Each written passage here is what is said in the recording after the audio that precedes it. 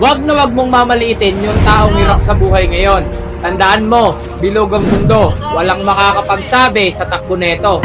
Bukas makalawa, baka ikaw naman yung mangailangan at yung taong minaliit mo noon, siya yung makakatulong sa'yo. Wag na wag mong idedepende yung respeto mo dahil sa mayaman lang o may pera yung tao.